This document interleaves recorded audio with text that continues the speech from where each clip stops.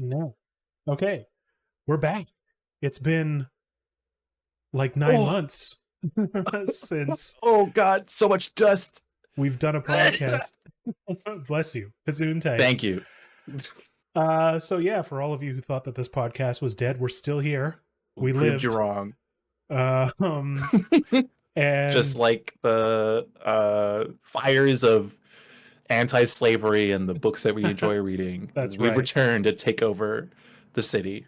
That's right. And so, like Alex does in our book club, he read ahead and went ahead and finished the book Calling me and out. finished the second book.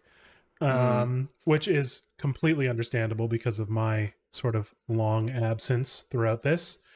So yeah, let's catch up. Tell me how you've been. Oh, it's been good. The last time we had this episode of the podcast, dear listeners, was in January. So you missed on a lot of things. So I'm going to quickly summarize it for everybody at home right now. Switched over to a new aspect of the project where things are definitely more interesting and to my liking. At work, right? At work. So doing lots of fun there. I am learning new things on the go. So it's just hit and run, but improving, getting better, all that jazz.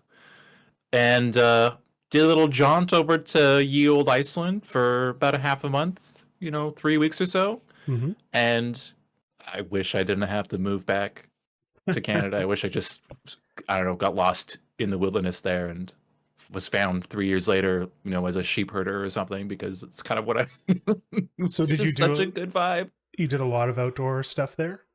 Oh, the whole time. The only instance, it was just 2-3 days in Reykjavik, or as they say, Reykjavik. I'm gonna butcher all the names. It's all good. It's that aside. Yeah, the only time, the rest of the time, I was in a camper van driving around Iceland. So That's following awesome. the ring road Nice. and visiting. Like there were so many locations I had on a map. I just didn't have time to visit all of them. Right. So it was just for the ones I found interesting as like the first intro to Iceland. Absolutely worth it. Tons of waterfalls. Visited like a wrecked plane or two, like on the beach. Cool. It's another planet. Right. It's weird because you go further east and it's just solid lava beds from the glaciers all the way to the ocean. And it feels like you're on Mars. And they just loop back up to the northern part of Iceland. You're in the Arctic, it feels like. It's like that's cool. pretty much the Arctic. So you go to the west, so I just followed that route. And you're back in beautiful British Columbia. Right. Where it's just mountains, lush, foliage by the ocean, but it's a bit different because everything is just volcanic. So it's just like large black mountains. Right. It was so cool. That's super cool. It sounds like you could basically set a fantasy novel inside that country because you have all the landscapes of different parts of the story. I think if I don't have my memory all fuzzy, J.R.R. Tolkien based a lot of his Lord of the Rings just from his visits to Iceland and northern parts of Scotland. So that's cool. Yeah. I didn't know that. Yeah, that's awesome. Cool. Oh, it was so good. It's already planning the trip back, huh? There's some other places I want to visit first around the world. Fair enough. But I definitely want to go back to Iceland and see if I can, maybe find a job or two there or somewhere else in, close to that spot in Europe, maybe. Yeah, that's awesome. Who knows? Yeah. But yeah, so far I've just been good. Just been rolling along. Yeah. How about you, Mike? Yeah, not too bad. So I'm probably the reason for our long hiatus, our sabbatical, you could say. Sabbatical. So the reason is that I've been a little sick. So what happened is, I haven't mentioned this before. It's not a big deal, but I have asthma. I've had it my entire life. And I started to have symptoms where I basically had asthma symptoms pretty much every day. Thought it was allergies, thought it was, potentially acid reflux or something. But it only happened when I was at the house. So if I left to go visit like you down south or we went to Vegas over the summer, I was fine. So there was something in the house that was causing me to have these symptoms. And it got to the point where like my sore throat was so bad that I was starting to have chest pain and I couldn't talk. So that's why I couldn't do a podcast. We did a lot of investigation and trying to figure out what the heck's going on. Uh, And it turns out that when we ripped out the carpet in the basement, there is a bunch of mold on the floor. oh no. Yeah. So, and Oh that's the jeez. room that I was in doing the podcast in, which is again why my background changed because I'm now in a different office. Ah, So we ripped okay. out all the carpet, got rid of all the mold. We put laminate flooring down, or vinyl flooring, whatever. Nice. And I'm on the mend, so I can actually talk now for an extended period of time without being in severe pain, and I'm not congested and breathing poorly all day long. So yeah, it's better, and hopefully we're back now because of it. Whoa. Yeah. What a roller coaster. Mm. It was a couple I months. It was a couple months for me, and it was pretty brutal. It was a pretty unpleasant experience. I don't recommend it to anybody. no, not even to my worst enemies, but Yeah. that's that's kind of scary where you're just trying to rifle through why things are happening health wise to yourself, and it's probably like the very last thing you noticed. You're like, huh, could it Yeah. be this issue that we Yeah, the countered like a while doctors, ago? yeah, my doctor and other doctors that I've had have been like, oh, it could be this, it could be this. Try pills, Mm. doesn't work, and try different things. And yeah, it started with me researching like dust allergies because that's a thing, and we have pretty, shaggy carpets here. So went out and bought like a $600 vacuum that's like HEPA sealed with filters and stuff like that. It's really good for dust. That helped Mm. a little bit, but yeah, ultimately it was the mold. So yeah, I'm glad we're past that now. Yeah. So That's aside so from, scary. yeah, it's super scary for sure. But I'm better now. And aside from Good. that, I went to Good. Vegas, as I just mentioned, over the Mm. summer. I go pretty much every summer now because I play, you can kind of see in the back, but it's a little dark. Street Fighter stuff, fight sticks, and a hitbox there. Um, so I went for Evo, which is like the largest fighting game tournament in the world. I think there was probably close to like 20,000 people there. It was a big convention. Really Whoa. good time. Yeah, I went with a buddy of mine, Hmm. and I'll probably be going again next year. It's just an awesome time. But Damn. yeah, other than that, just work, reading here and there. One thing I do want to ask you about was we're both in Uh-oh. a book club together. Yes. We slogged through John Gwynn. I mean, I respect the man, but I do not like his books. I'm sorry to say. Um, Yeah, the what was it? The Faithful and the Fallen. We went through all four books of that, and I couldn't even finish the last one. It got too tropey and just kind of tired for me. Um, dragged on for too long. it was, yeah, It could have been that could three have been three, books. 100%. Yes, I was Yeah. just gonna say that. Yeah. But my question is, Oh. excuse me, what do you think about the new one? We are now reading the first book called The Mercy of Gods by James S.A. Corey, who wrote the entire Expanse series, which is, I watched the TV show. I haven't read the books yet, but I love the TV show. And yeah, I'm curious what you think of this book so far. Would it surprise you to know that I haven't bought the book yet? No, I figured you had finished it already because you always read ahead. Oh, I was reading another book in the interim. I pull it up over here actually. Hmm. So Yeah, I've I'm been curious. doing some reading outside of our book clubs and our podcasting, and Right. I went down. We have shout out to McLeod's secondhand bookshop downtown Vancouver. It's Mm-hmm. possibly my favorite bookshop, and I collected like 5 books from I think probably one of my favorite authors, China Thanks. Melville. Banks is good. Banks is great. Uh, Bought a few signed copies of some of his books, Ooh, nice. so they were yeah. He's passed now, so they're probably very valuable Oh, as it is 100%. as of Yeah, for now. sure. Yeah. Uh, but China Melville, if you like fantasy and like China Melville. strange fiction, Okay. highly recommend. It All can right. vary. It could be like I wouldn't say horror, but some Mm-hmm. elements can be pretty horror. Mm-hmm. Uh, and so the latest book I bought from him was a collab between him and Keanu Reeves, Oh, oh, what's it called? The The Book book of of. Elsewhere. Oh, cool. Okay. Yeah. I think So you told me about this a little bit. I was surprised that this was announced. It was just like hushed and covered up for the Is that longest new time. This is or? new. This came Yeah, out like 3 weeks I ago. feel like I saw Keanu Reeves' names last time I went to the bookstore. Hmm. That must be it. Okay, cool. The only thing I knew that Keanu Reeves did was Berserker, which was a comic book. I'm pretty sure. Um, It's set in that universe. oh, It cool. Really? That's follows awesome. Unite. Yeah, and it's more of the I would say like the ideas came from uh, Keanu Berserker. Reeves. Oh, okay. Yeah. Well, Berserker of the World from Keanu Reeves, and then China Miéville was like, okay, how do I interpret this story as like in the moment, where is the main character Unute Mm-hmm. doing with his like existential life of him not dying and the people around him studying him, and then snapping back to parts of his life at with like other different points of view interacting with him throughout like history. Cool. It's very interesting. That sounds interesting. Yeah. Yeah. But it All can right. be a bit of a slog though. So Yeah. it's not for everybody. Fair enough. Fair enough. Yeah. Yeah. But yeah, I will buy that book, I promise. Yeah. No, that's It's fair. gonna be tomorrow. I'm really liking it. I think you will Okay. like it too. Just as a Ooh. bit of a spoiler, the first bit of the book takes place God. in with a research boat. group.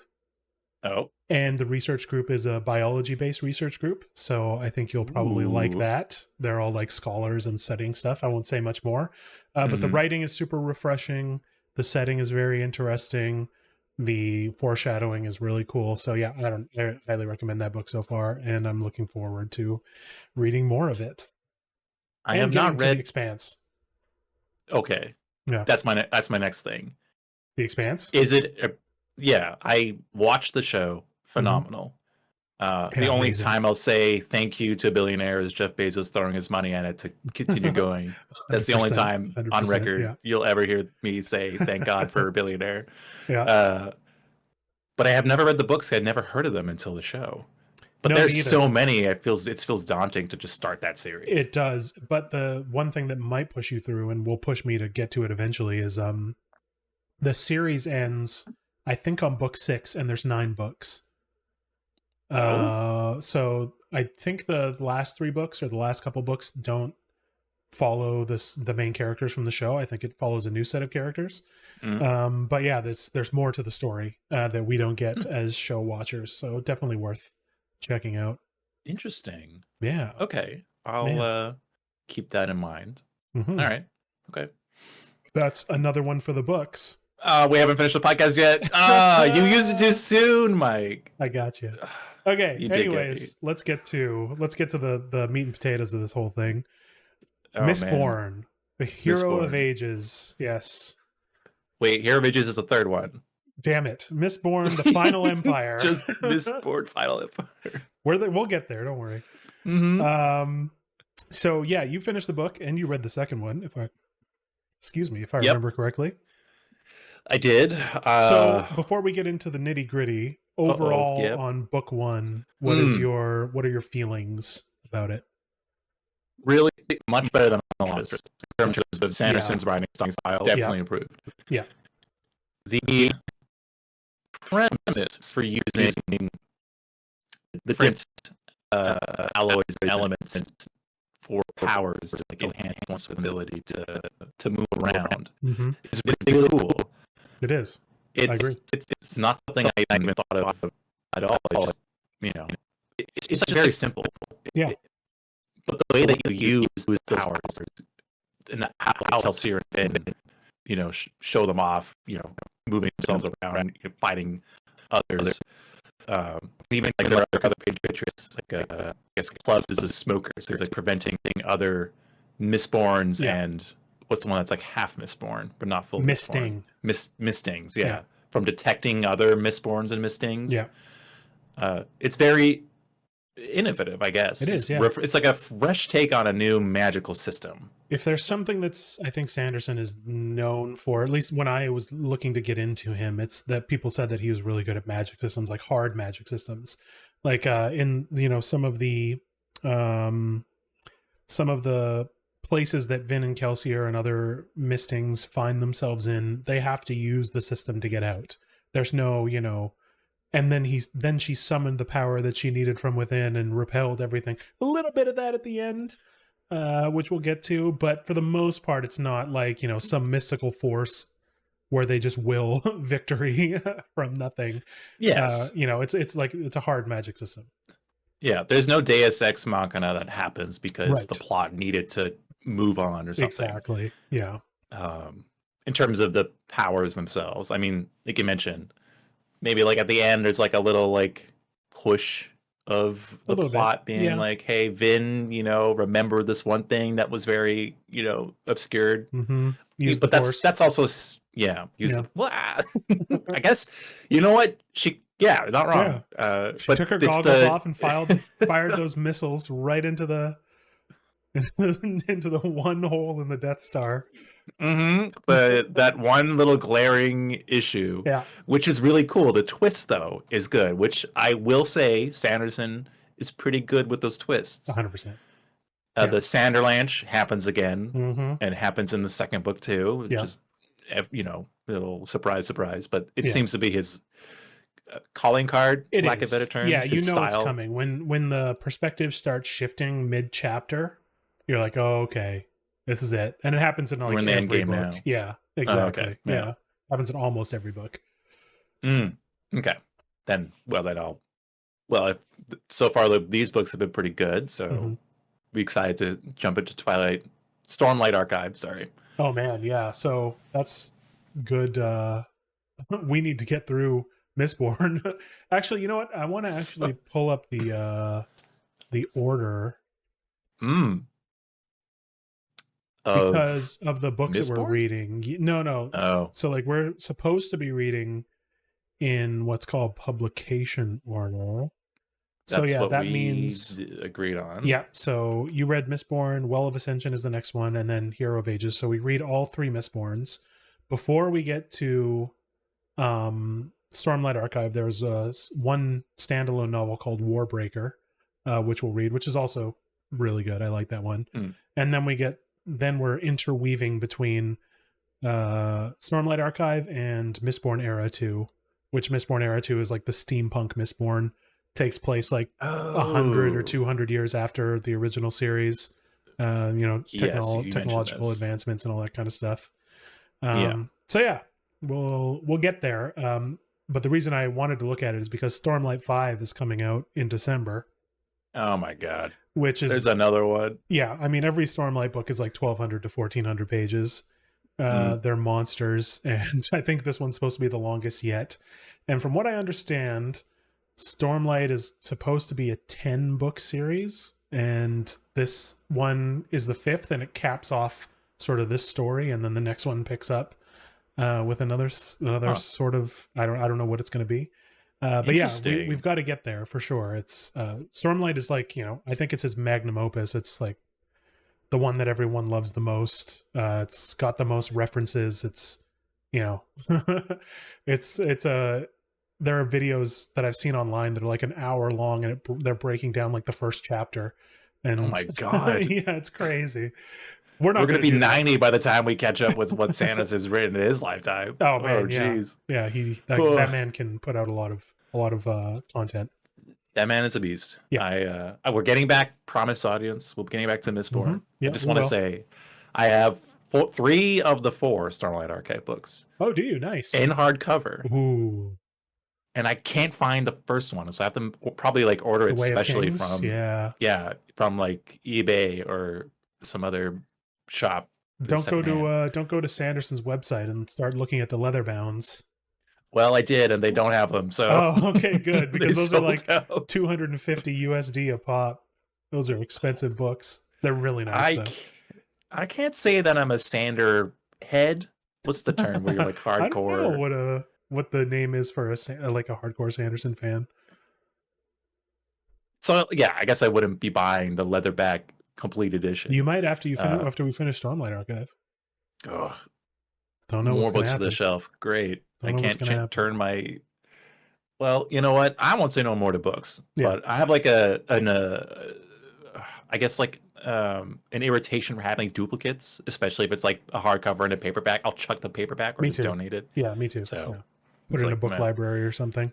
Yeah, so I don't want to get the same book again, but better, because then it's just like, well, I read through the story in this book that I have, but now I just have something prettier on my bookshelf. It just feels weird. Fair enough. Yeah, that's understandable. But you know what else feels weird? What? Talking about this book a little bit more. Because we seem to be avoiding it. We are, yeah. Let's get to it. Let's see how much we can get through. We'll try to finish the book. We'll try to be brief when it comes to the chapter breakdowns too. But if this ends up going too long, then we'll break it down and do a couple episodes. So we left off, I think, on chapter 10, you said?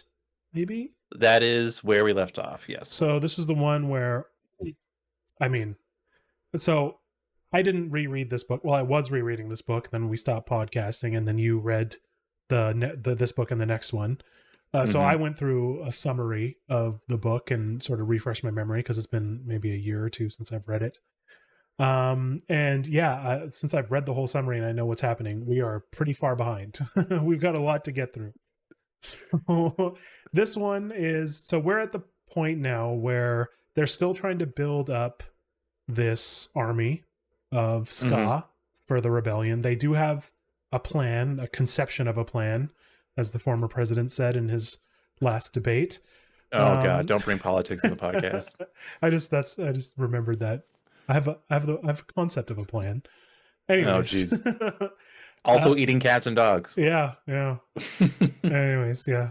Anyways, so they have a concept of a plan for how they're going to sort of take down. I don't know if at this point they've come up with the idea for the war of the Great Houses War. Like they're going to start pitting the houses against each other. I think they have. If this isn't this chapter, that's already something that Kelsier is doing, right? Because we're not going to go into chapter numbers because I don't remember which chapter number it was. That's fair. But essentially, Kelsier's been going out and getting info on all the different houses. Yeah, he's been try and start an inter-housal war. And Mike mentioned Hoyd is like a character I should keep in mind because Kelsier does dealings with Hoyd as like a street peddler, like an information broker of sorts. Yeah, and then Kelsier like meets with Straff, which is House Venture's leader. Yes, to start provoking or giving some insights, or I would say lies. Probably that's probably what he's exactly sowing dissent. Sowing dissent, exactly, causing Straff to change his focus and his energy and time and efforts to other houses, while Kelsier and his crew mount a front to the city so that all the houses will be disoriented and disorganized when that whole takeover happens. Yeah, when they want to take down the Lord Ruler. I'm pretty sure that's much later than where we are, but you're right, that does all happen. So the big thing from this chapter that I want to mention is just that this is where we meet Marsh, who is Kelsier's brother. He is a Mistborn. Oh, yeah. I can't remember exactly what is. I think it's bronze, maybe. But I'm not entirely. He might be copper too. I'm not entirely sure which one he is. But he is a very important character and becomes more important as the time goes on. So this is also where they decide for Marsh agrees to infiltrate the Inquisitors. So he's going to go and become an Inquisitor undercover. And Vin comes up with the plan that, hey, we still have the supply lines that Kelsier sort of took from Cayman, who was the guy from the beginning, all the way back in January when we started Mistborn. He was the one Vin was part of the crew, and he had a scam to, I think, transport like he's transporting something, and he was also going to transport the acolytes through the canal lines to their training grounds. So they're going to smuggle Marsh there with them to get him to sort of infiltrate the Inquisitors. This is also later happens where they go to Cayman's lair and find that their entire crew's been sort of brutalized by the Inquisitors. That's the next chapter. And then we get to the beginnings of Vin becoming a noblewoman, or playing as a noblewoman. I think her name is like Valette Renault, because that's the mansion that they're in. Yeah, she's masquerading as the niece of Renault. Lord Renault. Yes. Yeah. And Lord Renault is, I think at this point we know that he's not Lord Renault, he's an imposter. Yes. We don't know more detail about him yet, which we learn later. In the second book. Yeah, that's true. I think we pick up a little bit if I remember correctly, in this one. Just a little bit. But the second book is where it really expands. with Mm. Renault.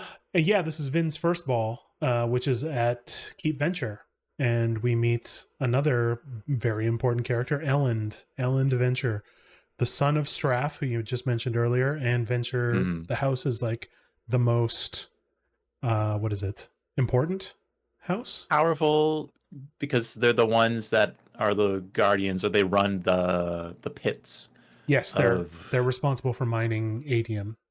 Yes. Yeah, yeah.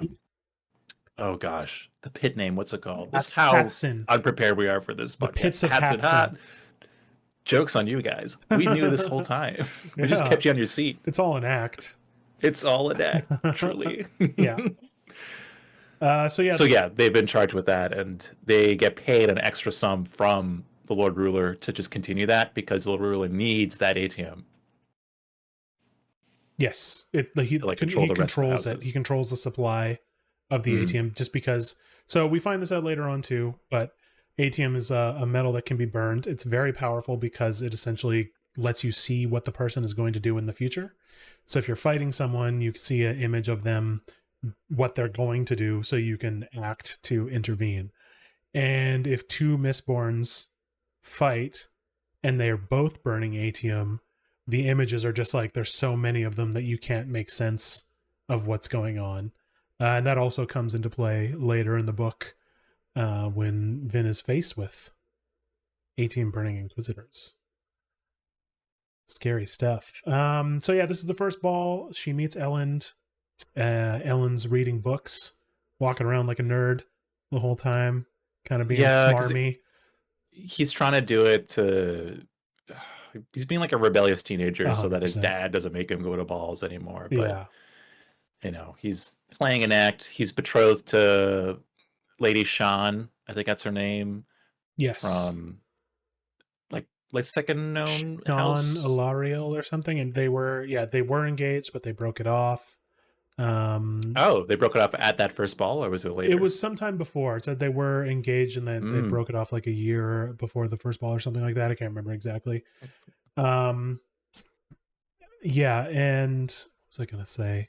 Something about Ellen. Oh yes, the political. Him and his friends meet and have like political discussions about Oh how the yes. government should run, like philosophical debates. Your eye roll. Yeah, because it like who was it? I think it was Sazed who mentioned it's like, oh, it's just boys talking about how much better life would be when they're in a place of privilege Yeah, and they're not taking things seriously. So it's yeah, just hot air or yeah. fantasies, It right? was him or Kelsey or one of those two said that said that for sure. Oh, I think Kelsey also or not paraphrase, like echoed what Sazed was saying. Yeah. Uh, but Vin thinks differently. Vin thinks that Ellen is strikes a bit of a different chord with her Hmm. and isn't as fake and um, I don't know, what's a better term I for think what. snobby or noble Yeah. or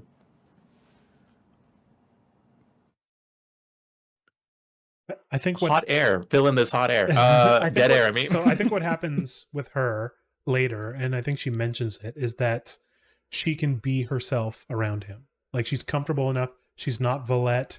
She's not Vin from hmm Cayman's thing. She's not trying to fit in with Kelsier. She's just herself, and it's that sort of that comfort that sort of draws her to him. Yeah, but me as the reader, when I was reading through it, I was like, oh, Aelin is like two-faced. I He's didn't he's like him. making her feel comfortable, and he's the one watching everybody Yeah, I didn't getting like his him way. when I first met him. Yeah.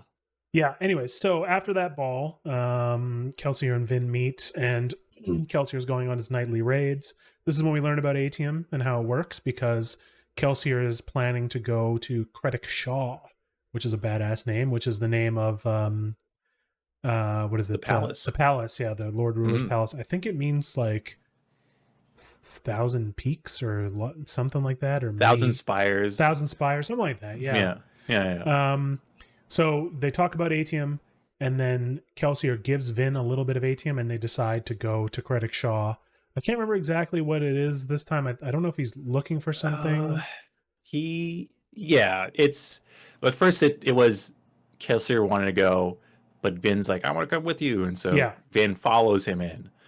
So Kelsier and his I guess wife or lover previously. Mare. Yeah, her name is Mare. Yeah. They infiltrated Krennic Shaw to find more secrets about the Lord Ruler to maybe find a way to defeating him or Mm-hmm. knowing more about him. Mm-hmm. And they found in the center of the palace is a shrine, and they were caught right in front of it, or like just before like going into it, I guess. And so he thinks that there's something important in that shrine because it's like the Right. most guarded area that he encountered in the palace. And so he's going to go back to it, just like a quick hit and run, like speed in, speed out, nothing to worry about. Mm-hmm. Surprise, surprise. Doesn't turn out that way. Doesn't turn out that way. They were prepared for them. They were. So Yeah. I think this is where, so they encounter some of the guards, which are called, so guards who are prepared to fight Mistborns are called Haze Killers, which is also a cool name. And I think this is where the first time where Vin ever kills anyone, because she kills, I think, like 4 of the guards. But yeah, what they end up running into is a Steel Inquisitor.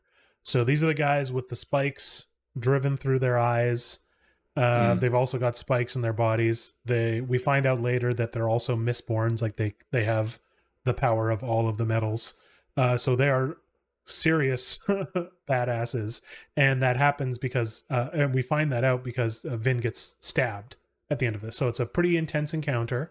I think Kelsier gets away. I can't remember exactly how or what happens, but what I do remember is that Vin gets stabbed, and I'm pretty sure Sazed appears and is the one who rescues her from that, like pulls her out of the palace. Again, I'm a little fuzzy on the details. No, that's correct. But yeah, we get a rude awakening to some of the forces that they're going to have to contend with, and Steel Inquisitors being some of the most badass of them. It was a bit of a shock reading through it because Yeah. it felt like really early in the book where they're already raiding the palace, Mm-hmm. and the turn of events leading to them pretty much almost dying Mm-hmm. was quite the wake up call, and they realized it too when they all come back to their hiding place and said like, "Oh, this is serious. more intense. This is serious. Like whatever." But it reinforces Kelsier's wants to go into that temple you mentioned because they're guarding it, and he knows that there's something important in there, so he wants to go back, but he doesn't want to risk the fate of the crew for something that crazy again. Mm-hmm. So he's taking a back seat and looking to recruit more people for this army that they're raising over in like the hills somewhere. Yeah, that's somewhere a couple hours out or a couple days out from what is the city called? What is the main city? Again, I don't remember. There goes my microphone. Yeah, I can't remember either. Anyways, so one thing that they do bring back from this is the Hero of Ages logbook. So the epigraphs that we've been reading before every chapter are the epigraphs that Sazed has been translating. So he gets this book, and then he starts translating it, and that's what we've been reading. So about this hero who's got to go through the mountains of Terrace. There's something calling to him. There's also Terrace guidesmen who don't really like him, who we also find out more about later. But yeah, so this begins Vin's recovery. I think it takes her like something like 3 months to fully recover from this. Like she was very seriously wounded. I'm trying to remember what happens in the next chapter, which is essentially what happens is Finn gets like restless being around the house keep, or the keep, I guess that house Renault's mansion, Renault's mansion, and she hates being bossed around, or having cared to, I guess, not being bossed around. He spends a lot of time with Sazed too, and I think this is where he gives the lore dump of what feruchemists are, which is kind of cool. Yes, and we do see a bit of that in Sazed when he uses his like alloy bands as well, because that prompts her to realize like, oh, what are terrorismen? What are all these powers? Like, can you do the same thing that I can do, type of thing? Yeah. So that expands her knowledge, or her desire of knowledge, because before she wasn't interested. She's like, I just want to fight things and do cool stuff. Yeah. So so her being stuck at home is like made her more appreciative of history. I guess for sure. Yeah. So the feruchemists are cool, and that the metal bands that they wear, they can store attributes in them. So Mm. like if they wanted to, they could walk around for 2 weeks, like, 10 pounds lighter, and they would be storing up weight in the bands. And then when they wanted to use it, they could dump all of their weight out and be like, 200 pounds heavier to break through a door or something like that. And they can do that with a bunch of physical attributes. Sazed's is memory. That's why he's a keeper and he knows about all these religions because he keeps the knowledge in the bands. So yeah, really cool sort of spin on the Mistborn thing. And I'm pretty sure we find out also that Feruchemists existed before Mistborns. I think the Lord Ruler was the first Mistborn, which happened at Ooh, the Well of Ascension. I spoilers. mean, we're jumping all over Ooh. the place. It's us remembering what's happening anyway. Exactly. Yeah, we're So trying to just yeah. remind ourselves. So there are a few more balls that happen. Vin recovers. Mm. They're all Kelsier and everybody's reading the logbook of the Hero of Ages. There's another ball. I'm trying to remember what happens at this one. Every ball, it seems, Vin and Elend have a bit of an encounter and sort of either grow closer or whatever. This one is at the Keep Alariel, which is Chan, the one who was engaged to Elend. Mm. And I think there's like this. Vin tries to like join the table with her. She's like a high noblewoman, and she has all her friends around her. Um, but it doesn't really go well, if I remember correctly. It's sort of like a Mean Girls situation. Very much is. And Yeah, then we have this annoying character who's like the she gossip, wants all the gossip. the Yeah. hot goss. She was like, "Oh, tell me more." And Yeah, so what Vin's whole role in the balls is to get information from the noble houses to see if Kelsier's, uh inter-house war is taking effect and people are like talking about it or not. And yes, it does show, like in the balls, people are not spreading rumors, but they're saying that this is getting more of a problem. hmm They're blaming other houses for infiltrating, killing their people, yes, etc., etc. But Vin is also there to like spread more rumors, so that's why she wants to join some of these tables. yeah. And I think she ends Yeah. up using that girl to spread rumors at some point. Like she purposely tells her either Hmm. falsehoods or white lies. But there's a twist as well. There We'll get is, into that later. Yeah. yes. Uh, All the twists in this book. I know. So after this chapter is where you were talking about earlier. This is where Kelsier meets with Straff and tells him some Oh, stuff. This is that's also that where late. Hoyt Okay. is. Yeah. Mm. And then the next one is so it's 3 months after the Shaw attack, Mm. and Vin still hasn't like completely recovered. The crew's at Mansion Renault, and this is when Kelsier and Yedin, one of the guys in the crew that we don't really see too much because he's the older guy who's running the army, they decide to travel to the training grounds, which I think is Mm. 2 weeks away by barge, and to see how because Ham is the one who's training the soldiers. So Ham is Yep. the pewter arm. He's the one who burns pewter, and he can punch things really hard and be a little bit more.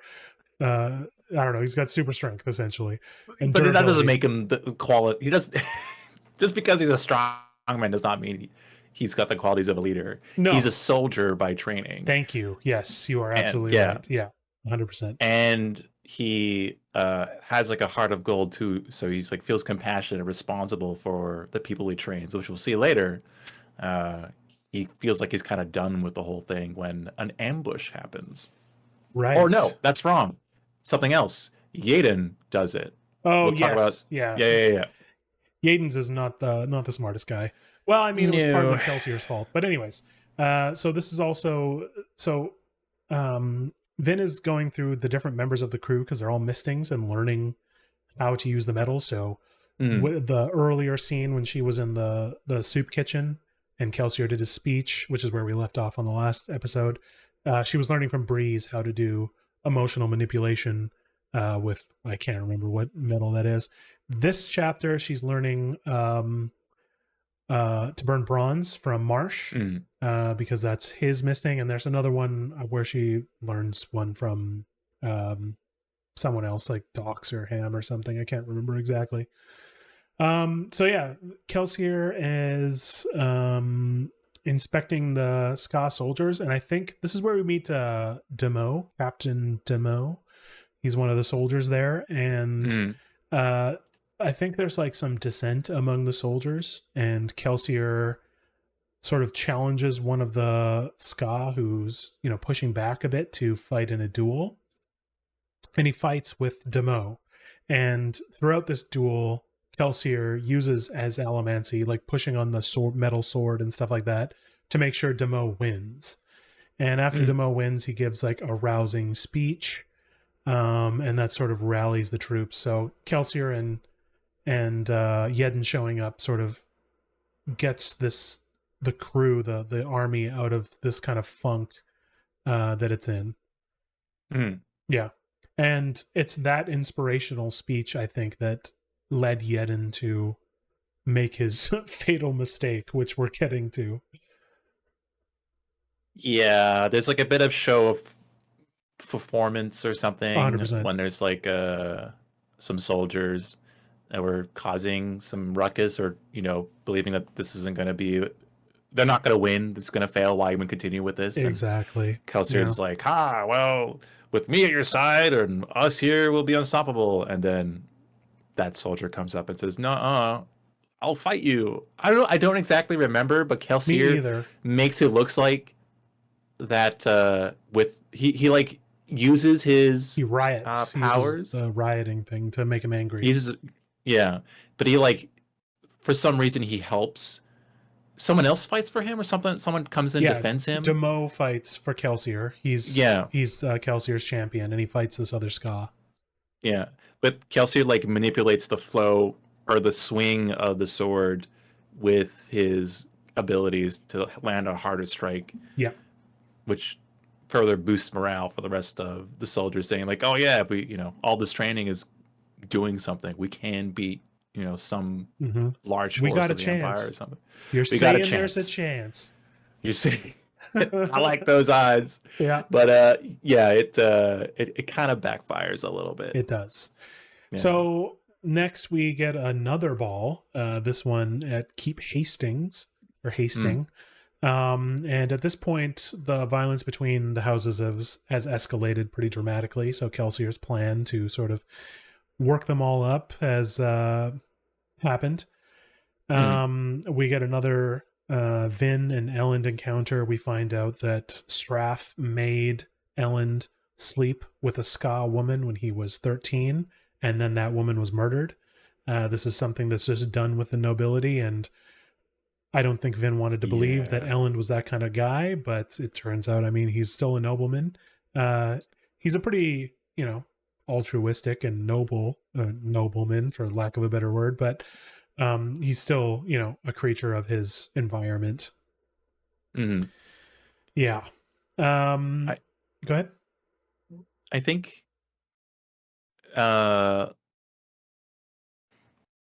Strap was trying to make Alan lose his cool or something, or trying to make him a man streak, something like that. Yeah, so the more that we go into the book, the more that we see the dynamics between Straff and his son Elend. Oh yeah, it's pretty very toxic. Strange. It's pretty awful. Yeah, for sure. He's a terrible father. He's an awful human being. 100%. So next, the club is, or the crew is meeting at club shop, and they're just sort of bantering back and forth. Vin's reflecting about how much she likes all of these people. She finally, feels like she belongs somewhere. And this is where we hear that Yedden has decided to take the army to a small town called Holstep to quell a Ska rebellion. So I think there's a rebellion going on, and he's going to go there and try to calm the Ska down and maybe recruit them to the army. I'm not entirely sure what his plan was. But yeah, this is his fatal mistake. Once Kelsier and the crew get the news, they quickly run the entire way to the army, and we learn about, I can't remember, do you remember what the metal is that they're burning while they're doing this? It's the one that pushes. Is that steel? Possibly. It might be Because it's whatever allows pewter. them, because they make in the universe for Mistborns to travel fast, they put like these metal stakes in the ground at like certain intervals. So think of like a Yes. rail gun, or maybe not a rail gun, maybe like a maglev train, Yeah.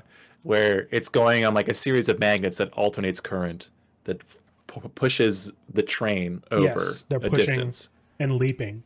Yeah. So I'm talking about something different, but yes, you're right. That does, and that is mentioned because Kelsier uses that to get around the city. There's like Mistborn tracks, but this one, they're burning pewter and they're just like straight up sprinting for like 2 days straight. And he tells Vin like, you can't stop, Oh. otherwise your body is not going to be able to recover. Like you have to be careful and manage this, but we have to run flat out to get to this I, place. then I think it is pewter It's because it. pewter. Yeah, Yeah, yeah, yeah, yeah, it yeah. is pewter. Yeah. Okay. So that's what they're using to get there, and they get to the place where the army is, and they find that there's only I think like 2,000 soldiers who stayed, and Demo, Captain Demo, Mm. who's had more loyalty to Kelsier than he did to Yedin. The rest of them are gone, and I think we also find out that the army was wiped out, and Yedin's dead. So great job, Yep. Yedin. Big help. They attacked a big, huge help. Wow, all that time wasted. Oh my god. Oh, They attacked a garrison. Is that what they did? Like the next town over? there was a Ska rebellion, and they went to go, I guess, help, and but the Yeah. army was there, and they got wiped out. It's wild. Yeah, Yeah. yeah, pretty bad. So like Uh, the everything is just like so much dire now. Like they got whomped in the castle.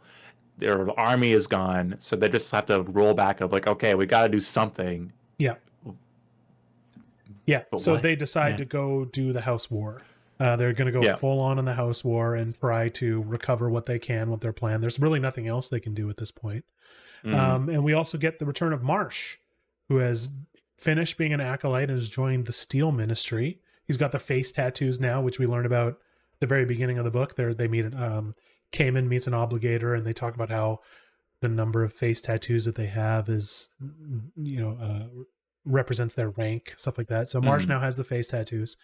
But one thing that he does mention is that throughout the slums, the Ministry has mistings placed that are constantly soothing the Ska to keep them, docile Docile. and Yeah. depressed, essentially. Mm-hmm. So that's a big reveal, and kind of I thought that was super cool when they said that. I was like, that's actually like, Lord Ruler, That kind of makes you're a pretty sense. smart guy. You know what you're doing. Yeah. Yeah, He's not Lord Ruler for 1,000 years for nothing. He exactly. kind of knows what he's doing. He's a professional tyrant. He's great at it. So Damn. I think this is What where a role we, model. yeah, 100%. So I think this is where we have one of, if not the last ball, because the house war is getting pretty intense, Yeah. and they all know that this is going to be the last one. It's a bit of And a powder keg. it is, and this one takes place in a keep that has like stained glass windows. And so earlier in the book, Kelsier talked about the before times, before the Lord Ruler came, and apparently there were, the grass was green, the flowers had different colors, because we forget that in this setting that they're living in, it's all ash and gray. Like the grass is gray, the crops are gray because they don't have any nutrients. And Vin doesn't believe him. And she comes to this keep, and the stained glass windows all depict, green grass, Mm-hmm. green leaves on trees, blue flowers, all that. Like the flower that Mare had was a blue flower. So yeah, this is just one of the last ones. There's a lot of people at there. I think this is the one where Ellen like goes in to like try and sneak a kiss on Vin, but it doesn't actually happen.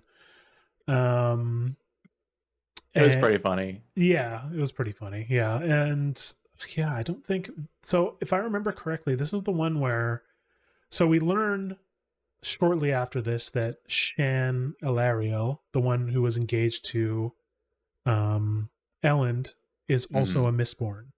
Yes. And she is, I think she's her plan is she was been told to kill Elend. And I'm pretty sure Vin finds out about this. Yes, that's correct. And I think when that happens, I think it's Strath that orders it. I think you're right. Yeah. because he's seeing Ellen as like a waste of time, and I think it's part of like again the whole Straff and Ellen dynamic. Straff just doesn't see his son as a son; it's just more like a tool 100%. to Yeah. strengthen House Venture, Yeah. and Straff's got big plans. Straff Oh thinks he yeah. can be the Lord Ruler, He so he's does. like he's playing for keeps, and keep 100%. Venture, Damn these puns. Badum Uh, tis. so if memory serves, I think he hired House Elantriel, Alariel. so Alariel, to Yeah. do the job, Yeah. to make it look like an accident. And I think it's just reasons of like, hey, if you team up with me, we can blame it on another house and take over the resources type of thing. So it's just part of this plan. But Vin is there. And I think Yes. she gets caught in the crossfire because Sean doesn't know that Vin is a Mistborn. I don't think the Yeah. two of them know So, they're Mistborns at all. A couple times throughout the book, Vin has like looked through the skylight of Ellen's room. And there's like once where like Kelsier finds her there, and she did it another time, I think. So she goes to do that again, I'm pretty sure. And this is where she sees Shan with a couple other mistings. And this was probably Ooh, I remember. This was probably one of, if not my favorite fight in the book. Like it was pretty freaking cool. And Vin, eventually is triumphant. She uses a trick where she tricks Shan into thinking that she's burned all of her atium, and uses that to kill her. And it's just kind of starting to show, how quickly and how powerful Vin is becoming. And I'm pretty sure Kelsier comments on that in the next chapter. Like, you killed a Mistborn and some Mistings by yourself? Like, that is intense. So yeah, I don't know, that fight, I don't remember a lot of the details of the fight. I just remember kind of being, enraptured when I was reading it, just like, this is awesome.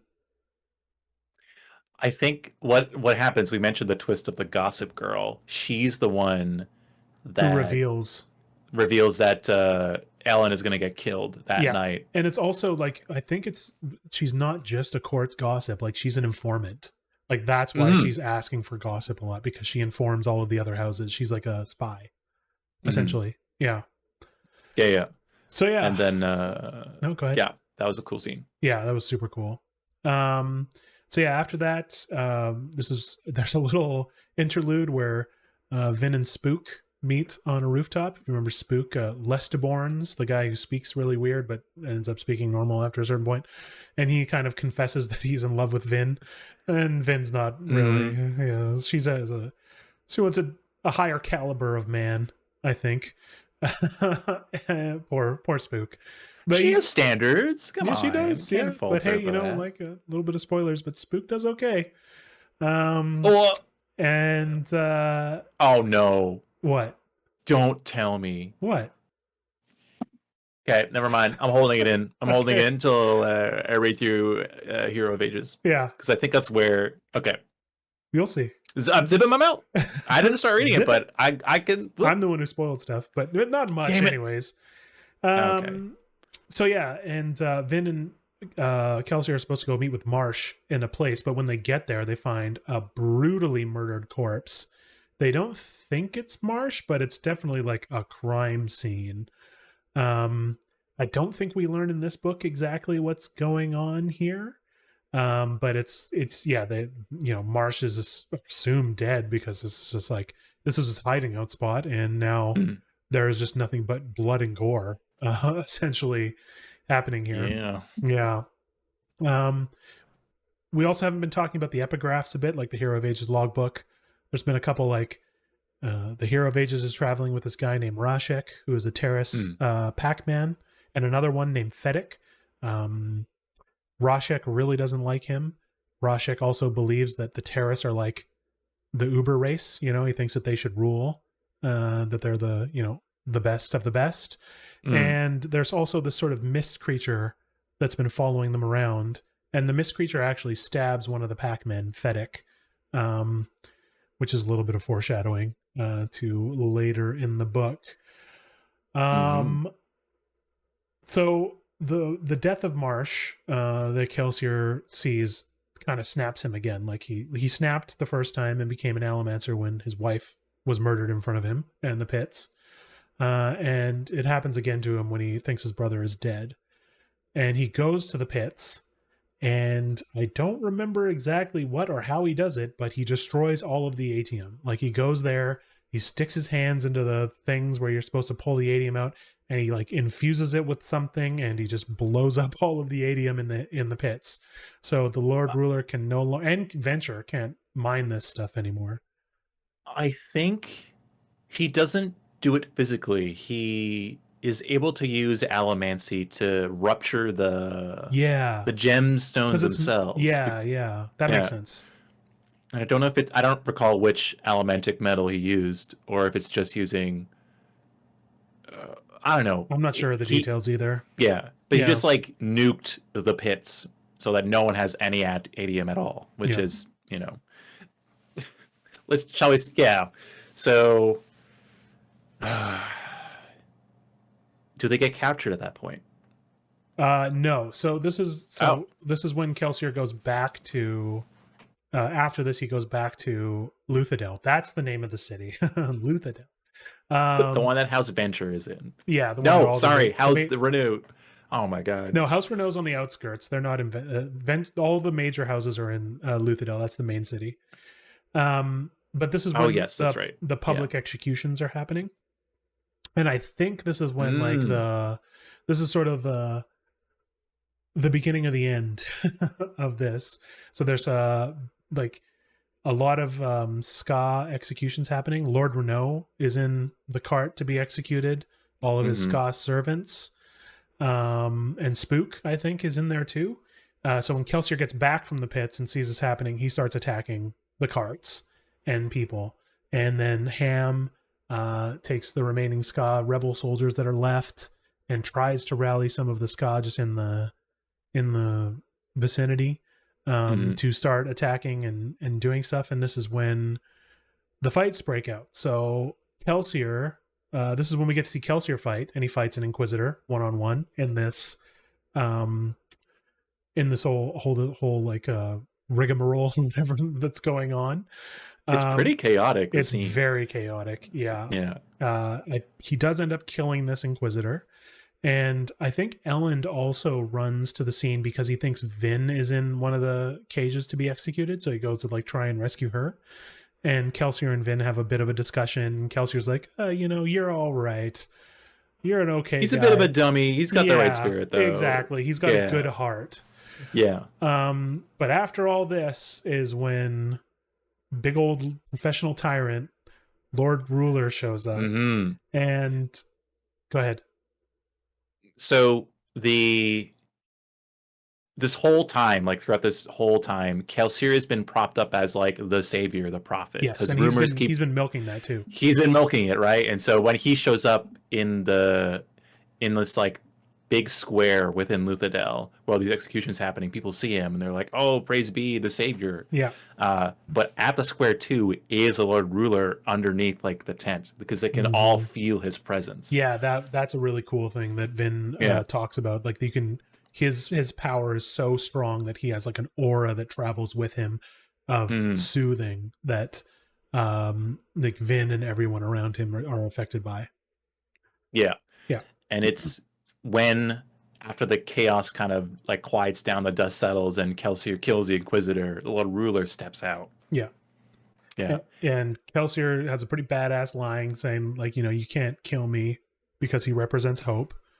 But then the Lord Ruler is also pretty badass and gives him a very stiff backhand, which if I remember correctly, it's so stiff that it like rips a part of his face off, and essentially kills him immediately. Yeah. Like he just slaps him with the backhand and that's it. He's dead. Which was, when I read it, was like, holy shit. But then I was like, this is just like Star Wars. He had his Darth Vader just blocks all the shots from Han Solo. He had his Obi-Wan Kenobi moment, man. In death, he's stronger than he could have ever been in life. It's just, man. Kind of true. Yeah. So there's a little bit of like regrouping after this. I think there's a note that Kelsier leaves Vin, which is pretty touching to read. Talking about like, how he expected this to happen and how he wants her to go on and try to fight against tyranny and all that kind of stuff. Mm-hmm. And yeah, Vin resolves to go to Critic Shaw in the chaos and try to take on the Lord Ruler. I think there's something more there, but I don't know. No, I'm kind of fuzzy on the details. It is just details. Yeah, Like she frees Sazed. He was captured. that's right. Yes. He was like being tortured and stuff. So she makes sure he goes in. She kills or like maims a few Inquisitors. Like there's Yeah. one particular one that's out to get her, and it's the one that she encountered at Credit Shaw the first time they went. The one who Mm, stabbed her, right? And mm. so he's been a thorn in her side ever since. Haha. Nice uh, pun. thank you. Uh, So yeah, yeah. it's like the whole. When I was reading through the scene, it felt like hope for change was happening because Kelsier was just doing so much damage and taking names and stuff like that. Yeah. But I keep forgetting that the Lord Ruler has been Lord Ruler for 1,000 so years. long. He doesn't care what's Mhm. happening because Yeah. he's seen this all happen Yeah. before. Yep. He's like, whatever. Yep. This is why I'm doing executions. This is, I know how to deal with this. Just so, descent of fear and suppression, that's my jam. Mm-hmm. And so it's just like, it's scary that everything just falls so silent after that. But Yeah. Kelsier just gets killed immediately. I was taken away. My breath was taken away. I was like, no, there's no way. Yeah. There's two more books. He's not going to be in those books. What? Come on, man. No, Sando, what do you do? So yeah. Yeah. Kelsier. Vin is at Credit Shaw. Remind me if I might be spoiling something, but is this where we learn that the Inquisitors like can put a metal in you and it takes away all of the stored metal that you have in your body? Because there's a point, if I remember correctly, where like the Inquisitor's holding Vin up against a wall and puts a metal in her mouth, and when she swallows it, all of the stored metal goes away. That might happen in a later book. I might be spoiling something for you, but I feel like because they do capture her, right? So I'm trying to remember how they capture her. There's they capture her in the prison cells below while she's trying to save Sazed and some other people. Oh, I think Ellen gets captured too, like in all the chaos after Lord Ruler dispatched Kelsier and went back. Because she gets brought up to the Lord Ruler's throne room, and there's like a standoff between the Steel Inquisition and like the Obligators. Yes, because they're two separate entities, and they use Vin as proof. So like Vin's father is a guy named Tavidian, I think, or something. He's not very important. He's not very important, but he is a obligator, I think. And so the Inquisitors are saying, look, this obligator had sex with a ska woman. Now we have a Mistborn ska. They're obviously irresponsible. So they they convince the Lord Ruler to hand over control from the obligators to the Inquisitors. And the Lord Ruler agrees. And they kill Tavidian because of it. Right there and then, like right literally in the same room. Right in front of her, yeah. Yeah. So we're getting close to the end here. Vin is in prison, and there's do you remember? Oh yeah, Elend breaks her out, if I remember correctly. Let me see here. Oh wow, oh my gosh. Okay, yes, I got that story because they go to that shrine, right? Yes. Yeah. Yeah. Okay. And in the shrine, they find this old man. Who's the Lord Ruler. Yeah. Yeah, that's the twist. So we'll get into it. We'll unravel it in a bit here. So one thing that I missed that we should note is that when the Lord Ruler killed Kelsier, he was a young man. Like he came out and he had like, slicked black hair, young looking guy, mollywopped Kelsier and then went back to the Credit Shaw. Now we find him in this place where Kelsier was trying to get to, this shrine, and he's an old man. And I think Vin burns gold because she thinks that might, give her a clue. And she sees like a younger version of him next to the old man. She sees the young guy, the image of the young guy next to him. And I think another image, if I remember correctly. Not entirely sure. Gold is a weird element because no one knows how to use it or no one's known how to burn it. And it's Vin that figures out kind of how it works a bit. That it shows like the people's past or their possibilities or who they could have been. Yeah, exactly. Yeah. And And the twist that should we get into the twist? Because Yeah, now we kind go of for it. we've set that up. Yeah, go for it. So recall how Sazed was telling Vin the story of the hero Yeah, who's supposed from the to, logbook, save the world from a logbook, the Hero of and how Ages. Yeah. there's different people helping him getting to the well Yeah. to sort of, save everyone. Uh, she sees like the tapestries of the wall in this shrine, and all of like the different like ornaments and rugs in there that she remembers from the story, like the logbook that there Mm-hmm. was being discussed. Yep. And she was like, "Hey, this is very telling of the pack leaders and all of the people bringing all this stuff through the adventures for the Hero of The Ages, Terracemen. the Terracemen."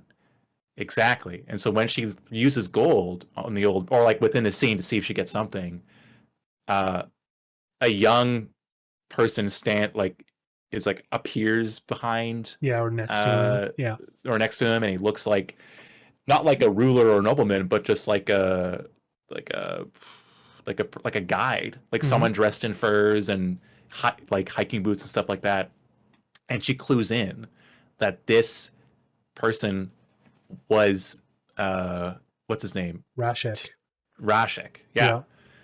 And he wakes up, I think, and then apprehends her. Like he immediately switches over to like his younger self or something. No, it's one of the Inquisitors that Oh, the breaks into the Inquisitors room. capture her. Yeah. Okay. So in the epigraphs that we've been reading have been about the Hero of Ages. The entire time we've assumed that that's the Lord Ruler. Like, how did he become corrupted? He's the one who saved the Mm-hmm. world. But no, that guy was killed by Rashek, and Rashek became the Lord Ruler, which is just like when you make that realization, you're like, holy shit, what the hell's going on here? You're just confused, Yeah, and it's just wild. it's so cool. It's a really And you cool still don't get a twist. lot of reason why this happened either.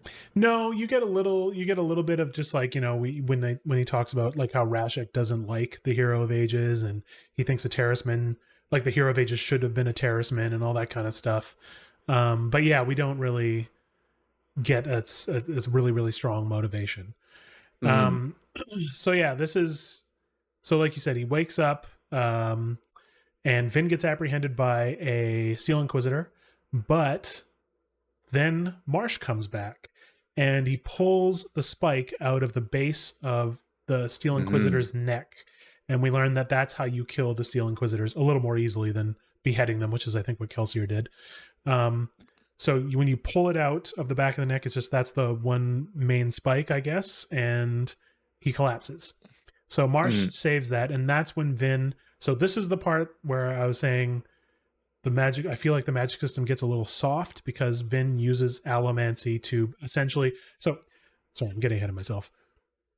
By all means, The floor Lord is Ruler yours. like takes his shirt off, and you see that he's got these bands all going inside of his skin. So they're ferrochemical bands. So that's how he's been staying alive for 1,000 years, because he's been storing his life in these bands, and basically immortal.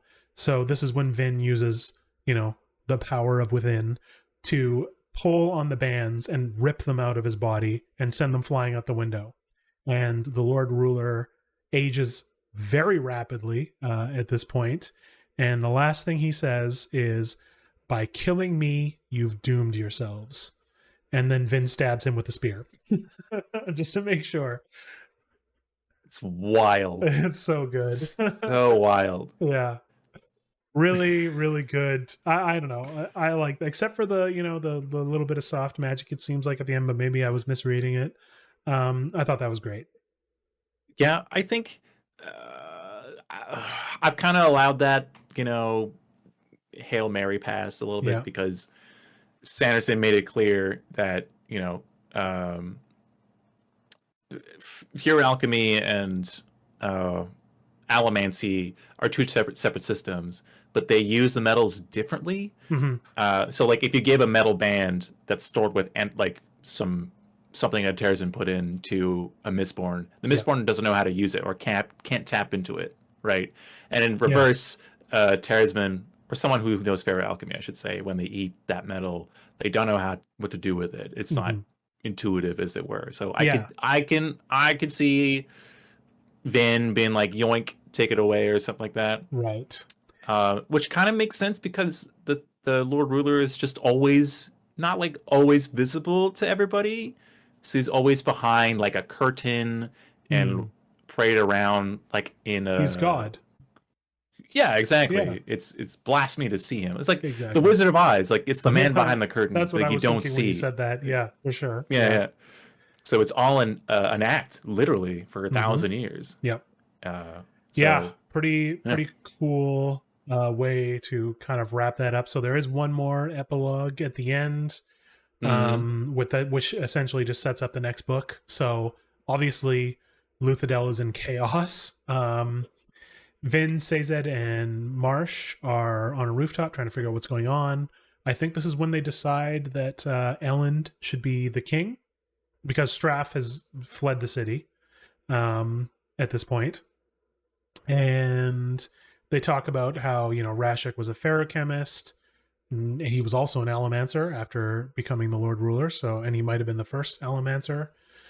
Um, Hmm. and yeah, I think that's basically it. Like, there's so many, you know, factions right now that just are not sure what's going to happen. Like, what's going to happen with the Steel Ministry? What's going to happen to the Inquisitors? All of the noble houses are at war. The Lord Ruler is dead for the first time in 1,000 years. So this is really setting up book two to sort of be like, we got to sweep this all up. Like, what's going to end? Of course, the Lord Ruler's last thing, like, you've doomed yourselves. So now what's going to happen? Like, was the Lord Ruler holding something back? Is there, something that's going to. It's wild because this ending for the first book is something that would happen in like book three of a series, but Yeah, this is yeah, the starting point, yeah, and you're just like, what's gonna happen next? yeah. One thing I will Spoilers, I say, read the second book, so I kind of know what I know happens you next, did, but and I'll give you a little bit of spoiler, but I've said this before. The way this all wraps up in book three is wonderful, by my opinion. oh, So it'll be really nice. Anyways, we got through it all. holy jeez. Yeah. So you've already read book two. Hmm. Um, any closing thoughts on book one before we wrap this up? I really enjoyed book one. Yeah. The it like it started out with like this heist vibe. Everyone's like very gung ho of like, yeah, we can do it. You're batshit crazy, Kelsier, but you've pulled through for us. And then like demoralizing defeat like jumping into the castle, losing that army, um, just getting destroyed in the town square after the Skull Rebellion leaders were apprehended. Like it just gets worse and worse, and there's just like a sense of despair, Yeah. and it's like a final last ditch effort. It was so good. It's Hmm. really really good, um, and it hyped me up for the second book. And I will say, the second book is not as good as the first book. My personal opinion is the same. That I did not Okay. like the second book as much. That said, I still was intrigued to finish out the series, which we will do. Hmm. So that kind of segues into what are the plans now? So I think we're going to try the next podcast. We're going to try to summarize maybe the whole book, or maybe we'll break it up into two episodes. Might be better to break it up into two episodes because we do kind of I like to agree. ramble a bit. So we'll probably do the first half of Well of Ascension next Hmm. time, and then wrap that up in the next episode, and then Hmm. hopefully get back to a 5 to 10 chapter cadence now that I can talk again. For book Now that three, you're alive, oh my now that I'm god, still you're alive, killing yeah. yourself this whole time. Jeez. So yeah, that's the plan. We're back. This episode has been a little bit rambly because when did you finish the first book? Oh, jeez. Oh, it must have been.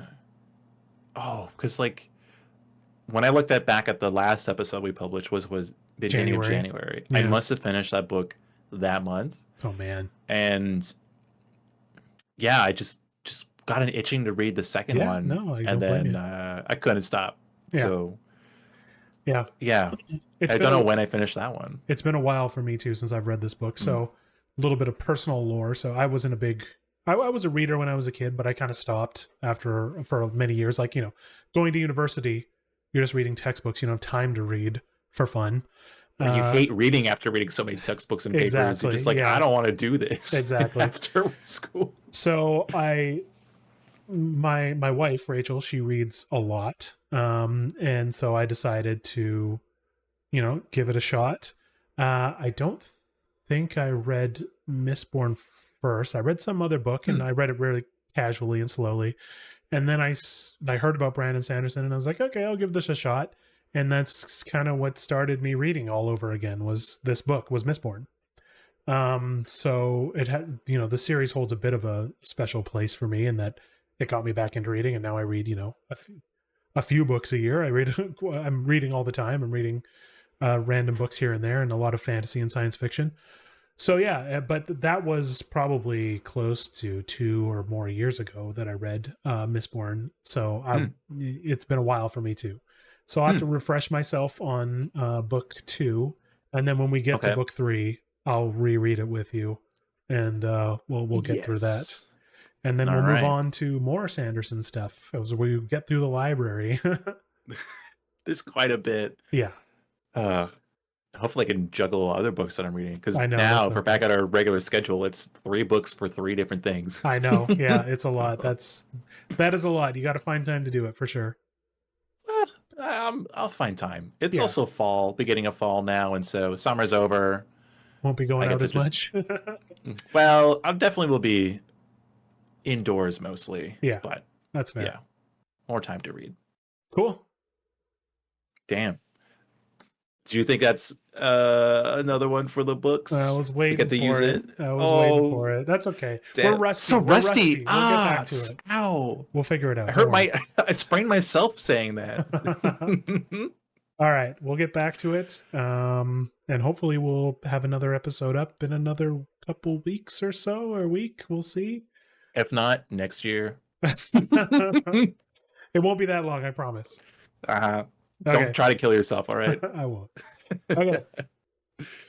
See ya.